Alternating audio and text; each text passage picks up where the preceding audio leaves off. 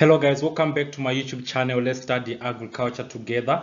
So today we're going to be looking at the classification of fruits according to their climatic zones. Classification of fruits according to their climatic zones. So now this is a platform where we help each other to pursue an entrepreneurship in agriculture.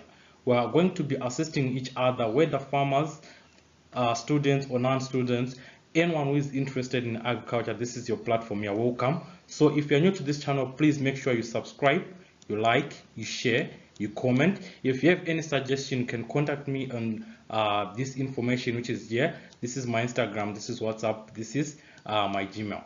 So without wasting much of our time, we're going to talk about classification of fruits based on their climatic requirements.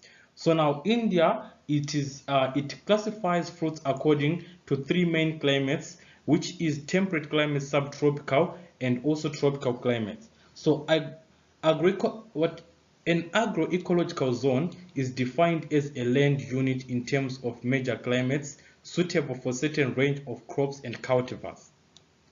Fruits are broadly classified on the basis of their temperature requirements, such as temperate, subtropical, and tropical. As I said, that fruits in India, they are classified according to their temperature. So when we're looking at temperature, we're simply looking at temperate climate, subtropical climate, and also tropical climate. However, some fruits may be grown under more than one climate. For example, mango is grown in tropical climate and also in subtropical climates. Grapes are also grown in temperate climates and also subtropical climates. So here we are simply saying some other fruits may be grown in more than one climate, like mango and grapes. There are many more other fruits which are grown in more than one climate. So just make sure you smash on the notification bell so you can receive other videos related to these fruits which can be grown in more than one climate.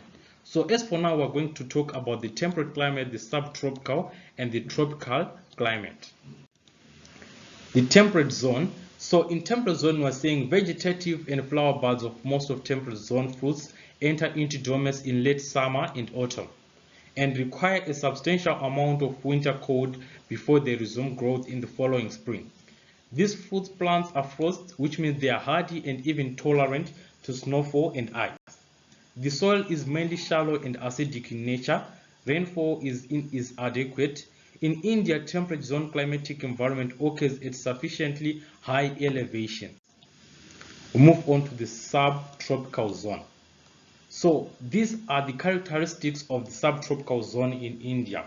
We have a chilling temperature which occurs for a brief spell and beneficial for many fruits. The fruits grown have no distinct rest period. Light frost may occur in this zone. Rainfall varies widely from low to high. Soil reaction is generally neutral. Soil fertility status is not satisfactory. The majority areas have sandy loam. The fruits have no marked photoperiodism. Then we move on to the tropical zone. So in the tropical zone, these characters, they are mentioned under the tropical zone of India. We have high temperature, which occurs during most part of the year. Day and night temperature variation is narrow. Photoperiodic requirement is very insignificant. Rainfall varies widely. Soil type varies greatly. We have clay loam, alluvial soils, saline, sandy, and laterite soils. So these are the three major climatic zones in India. So first we have temperate zone, we have the subtropical zone, we have also the tropical zone. So in India, according to the climate, fruits are classified according to these three climatic zones. Thank you so much. If you're new to this channel, make sure you this is the slogan: subscribe, like, share, comment, and hit on the notification bar. Thank you so much. See you in my next video. Efficient.